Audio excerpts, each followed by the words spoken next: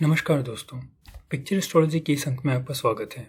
इस वीडियो में हम जानेंगे कि शनि देव जब कुंभ राशि में होते हैं और लग्न कर्क होता है तो उनका प्रभाव कैसा होता है। और कर्क लग्न में कुंभ राशि 8वें भाव में पड़ती है, यानी कि ये वीडियो कर्क असेंडेंट या कर्क लग्न के लिए शनि देव के अष्टम भाव में होने या शनिदेव के कुंभ राशि में होने की कुछ खास विशेषताओं के बारे में डिटेल में चर्चा कर लिए बना है और इसमें हम इसके प्रैक्टिकल एस्पेक्ट पे विशेष ध्यान देंगे। साथ ही कुछ बहुत महत्वपूर्ण बारीकियां जिनके बारे में आमतौर से बात नहीं की जाती उस पर भी चर्चा करेंगे। तो सबसे पहले तो ये देखते हैं कि शनिदेव 2 राशियों के स्वामी होते हैं, एक मकर जो कि 10वें नंबर की राशि है और दूसरी कुंभ जो कि 11वें नंबर की राशि है। और ये दोनों राशियां कर्क लग्न में 7वें और 8वें घर में पड़ती हैं, यानी कि इन दोनों घर के मैटर्स को शनिदेव डायरेक्टली इम्पैक्ट करने वाले हैं इस एक पोजीशन से। अब 8वें भाव से शनिदेव तीसरी दृष्टि से 10वें भाव को, 7वीं दृष्टि से दूसरे भाव को और 10वीं दृष्टि से 5वें भाव को देखेंगे। तो इन तीनों भावों को भी शनिदेव डायरेक्टली प्रभाव करने वाले हैं। तो आपका 7वां भाव, 8वां भाव, 10वां, दूसरा और 5वां, और इनमें से दूसरा भाव, 5वां भाव और 8वां भाव तीनों वेल्थ से रिलेटेड होते हैं किसी न किसी तरीके से। इसलिए आपकी आर्थिक क्षमताओं पे इस एक पोजीशन का बहुत अधिक प्रभाव पड़ता है। और साथ ही जब आप इसको 10वें भाव से रिलेट करके देखेंगे, क्योंकि शनिदेव आपके 10वें भाव के कारक भी हैं और 10वें भाव पे दृष्टि भी डाल रहे हैं, इसलिए शनिदेव की ये पोजीशन आपकी वेल्थ, आपके प्रोफेशन और साथ ही साथ क्योंकि 7वें और 5वें भाव से रिलेटेड है तो आपके लव लाइफ और मैरिज लाइफ दोनों के लिए बहुत जरूरी है। और खासकर एक लंबी जिंदगी के लिए ओल्ड एज जो कि 8वां भाव दर्शाता है उसके लिए भी जरूरी है। तो इन सभी विषयों पे जो सबसे महत्वपूर्ण बातें हैं उस पे भी हम चर्चा करेंगे। तो आप सबकी सुविधा के लिए ये सारे भाव जो शनिदेव की इस एक पोजीशन से अफेक्ट होने वाले हैं उनके एक हाई लेवल सिग्निफिकेंस, उनके कुछ महत्वपूर्ण बिंदु जिन पे हम चर्चा करेंगे या जिन पे डायरेक्टली शनिदेव की ये पोजीशन इम्पैक्ट डालती है वो यहाँ प्रस्तुत हैं और अब हम इनके बारे में एक एक करके बात करेंगे। तो सबसे पहले तो बात करते हैं 8th हाउस की। 8th हाउस एक सबसे रहस्यमयी भाव है। इस भाव के बारे में कहा जाता है कि ये ऑकल्ट से रिलेटेड है। ऑकल्ट यानी अनसीन चीजें, ऐसी चीजें जिनको बारे में सामान्यतः लोगों को जानकारी नहीं होती। ये एस्ट्रोलॉजी यानी ज्योतिष को भी दर्शाता है, ये उन चीजों को भी दर्शाता है जैसे कि भूत प्रेत, जादू टोना या मंत्र शक्ति या ऐसी चीजें जो आप दुनिया से छिपके करते हैं, यानी कि कोई भी ऐसी चीज जिसके बारे में आप सामान्यतः दुनिया को नहीं बताते, यानी कि आपके सेक्सुअल रिलेशंस, आपके एक्स्ट्रामैरिटल अफेयर्स, वो भी अष्टम भाव ही बताता है। और सबसे बड़ी बात आपकी उम्र, आपकी जिंदगी की लॉन्जेविटी कितनी है, ये भी अष्टम भाव से देखते हैं। तो सबसे पहली बात तो ये कि जब शनि देव अष्टम भाव में स्वयं विराजमान हैं कुंभ राशि में, जो कि उनकी मूल त्रिकोण राशि है, मूल त्रिकोण राशि में होने के कारण शनिदेव काफी मजबूत स्थिति में होते हैं और सामान्यतः ये कह सकते हैं कि शनिदेव यहाँ एक लंबी उम्र प्रदान करते हैं। पर लंबी उम्र के साथ साथ उस उम्र से रिलेटेड कुछ समस्याएं भी आती हैं, खासकर जॉइंट पेन यानी कि संधियों का दर्द, यानी कि आपकी बोन से रिलेटेड प्रॉब्लम। तो जब भी खासकर राहु अगर शनिदेव के ऊपर ट्रांजिट करते होंगे तब ये सारी समस्याएं, क्योंकि राहु और शनि दोनों वायु तत्व के ग्रह हैं और joint pain, bones related problem भी वायु तत्व की प्रॉब्लम है। इसलिए खास करके शनि राहु की जब शनि के ऊपर गोचर होता है, यानी राहु देव जब कुंभ राशि में घूमते हैं, तब यह समस्याएं आपके साथ ज्यादा होने के चांस हैं। पर एक बात तो है कि सामान्यतः ये एक लंबी लाइफ देता है, और ना सिर्फ लंबी लाइफ, पर क्योंकि शनिदेव अपनी मूल त्रिकोण राशि में है, मूल त्रिकोण राशि में होने के कारण ये भी दर्शाता है कि लंबी उम्र में भी आप फिजिकली हेल्दी रह सकते हैं। ये एक इंडिकेशन है जो ये जरूर इंगित करता है कि लंबी लाइफ के साथ साथ हेल्दी लाइफ भी है।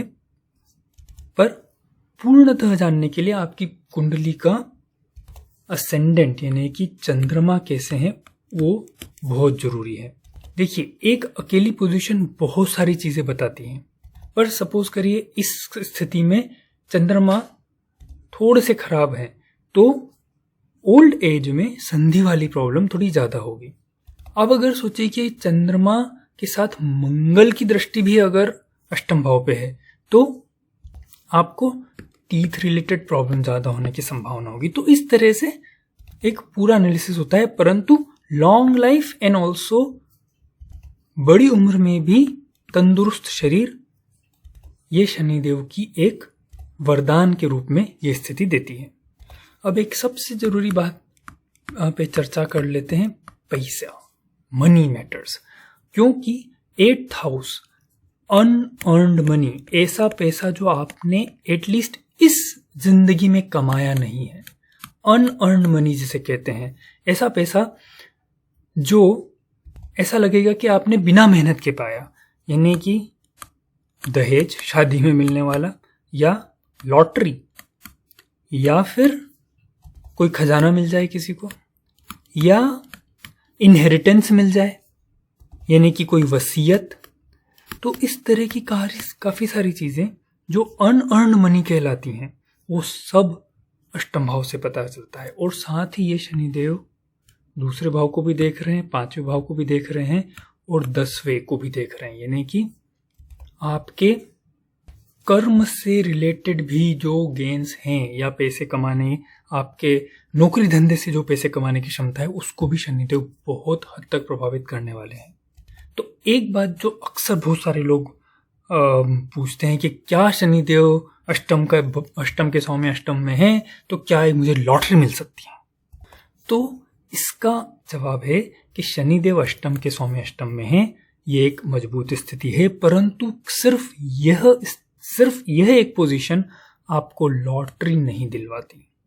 और ये हम वर्षों के अनुभव से बात कर रहे हैं। यहाँ पे खासकर इस चैनल पे जो भी बातें हम किसी भी प्लेसमेंट के बारे में करते हैं वो किसी किताब में पढ़ी हुई नहीं है, वो वर्षों के अनुभवों से पता की हुई हैं। इसलिए बहुत सारी चीज़ें ऐसी भी होंगी जो शायद आप जो सिर्फ बाकी यूट्यूब चैनल्स या फिर बुकिश नॉलेज से पढ़ेंगे तो उससे थोड़ी अजीब लगेगी।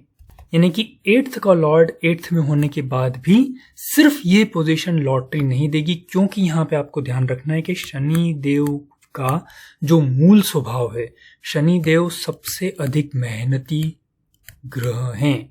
इस पूरे ज्योतिष में शनि देव से अधिक मेहनत करने वाला ग्रह और कोई नहीं है। तो मूल त्रिकोण राशि में होने के कारण भी ऐसा नहीं है कि शनिदेव यहाँ है तो आपको लॉटरी नहीं लग सकती।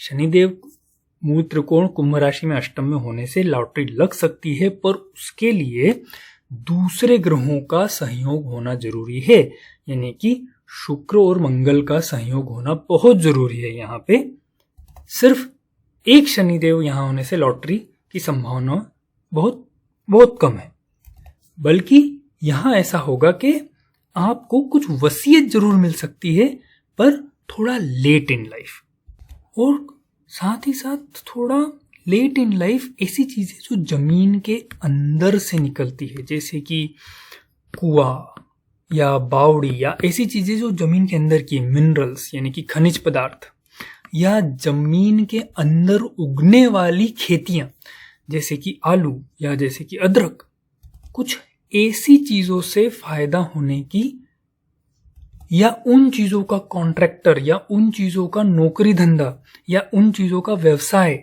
उन चीजों का खरीद बिक्री, उन सब मामलों में भी ये शनिदेव बहुत हेल्पफुल होते हैं। और जमीन के नीचे चीजें मिलना, यानी कि खजाना भी जमीन के नीचे अक्सर गड़ा होता है। तो पुरानी ट्रेडिशनल एस्ट्रोलॉजी में लॉटरी से ज्यादा अगर आपके मंगल और शुक्र बहुत ही अच्छे मजबूत जगह पे हैं, साथ ही चंद्रमा भी, क्योंकि चंद्र आपका लग्नेश है, तो यह शनिदेव की स्थिति जमीन में गड़ी हुई कोई मूल्यवान चीज वो मिलने की संभावना अधिक बताती है बनस्पत लॉटरी जैसी चीजों की। साथ ही दहेज के बारे में भी सिर्फ ये शनिदेव की स्थिति, और यहाँ पे हम किसी दहेज लेने या देने या किसी सामाजिक प्रथा का समर्थन या विरोध कुछ नहीं कर रहे हैं। ये सिर्फ एक ज्योतिष की दृष्टि से बताया जा रहा है कि अगर शादी में पैसे मिलना या दहेज मिलना भी, क्योंकि शनिदेव मेहनत कश व्यक्ति हैं, वो फ्री में कोई चीज किसी को देना नहीं चाहते या देते नहीं है, ये शनिदेव का खुद का नेचर है। तो दहेज भी कम संभावना बताती है, क्योंकि अक्सर आप किताबों में पढ़ेंगे कि 8th हाउस का लॉर्ड अगर 8th में ही है तो आपको अनअर्न्ड मनी दहेज मिलेगा। पर यहाँ पे हम उस ग्रह के कारकत्व, उस ग्रह के नेचुरल कारकत्व को भूल रहे हैं। इसलिए कुछ चीजें जिसको हमने बात करी वसीयत के बारे में, जमीन से नीचे उगने वाली चीजें, मिलने वाली चीजें, उनके व्यवसाय धंधे के लिए पोजीशन अच्छी है। लॉटरी या दहेज या ऐसी चीजों के लिए मंगल और शुक्र का बहुत अच्छी स्थिति में होके शनिदेव के साथ काम करना बहुत जरूरी है।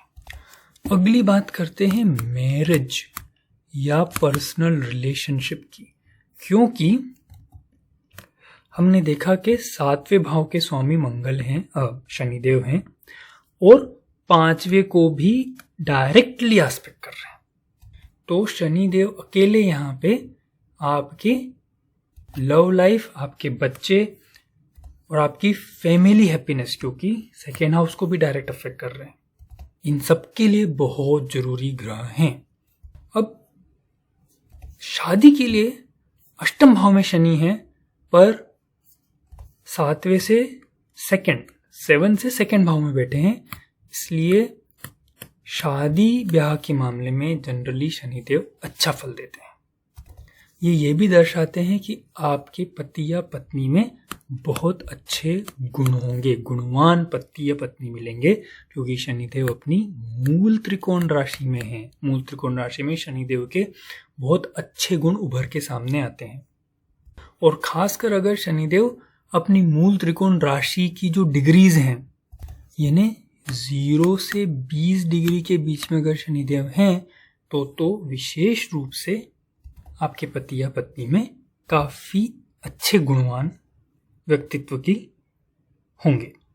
पर एक बात है, देखिए, शनिदेव 8th में हैं आपके लग्न से, और यहां लग्न है कर्क लग्न के स्वामी होते हैं चंद्रमा थोड़े मनमोजी तरह के ग्रह हैं, रोज घटते बढ़ते हैं, और शनिदेव का स्वभाव उनसे काफी अलग है।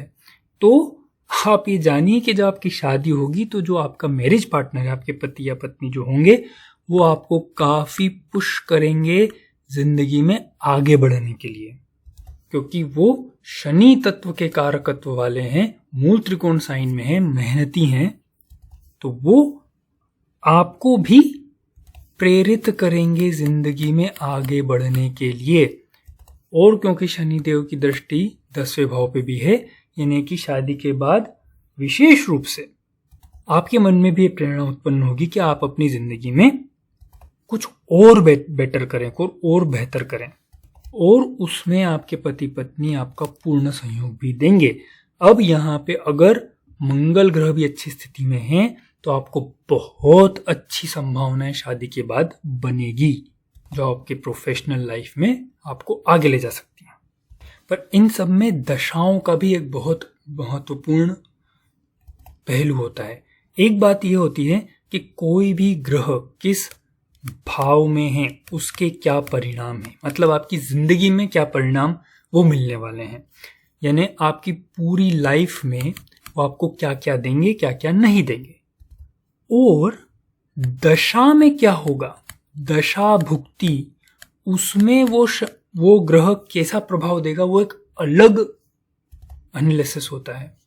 कितनी बार ऐसा हो सकता है कि ग्रह अपनी स्थिति के अनुसार आपको बहुत अच्छा फल दें, पर दशाओं में थोड़ा डिफरेंट चले, दशा का फल थोड़ा या बहुत हद तक भी अलग हो सकता है।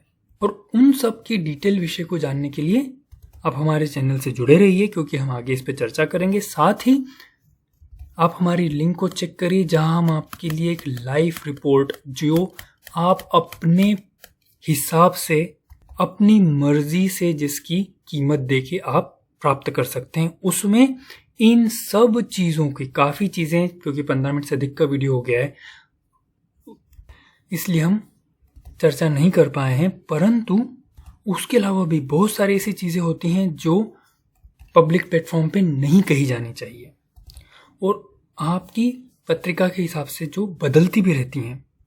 इसलिए आप ज़रूर चेक करिए हमारी एस्ट्रोलॉजी हैंडबुक की सर्विसेज को, और आशा करता हूँ कि आपको ये वीडियो पसंद आया होगा। आप सभी का आशीर्वाद और प्यार बना रहे। इसी भावनाओं के साथ अभी के लिए नमस्कार, और आगे भी आपकी सेवा में प्रस्तुत होने का मौका मिले। जय श्री राम।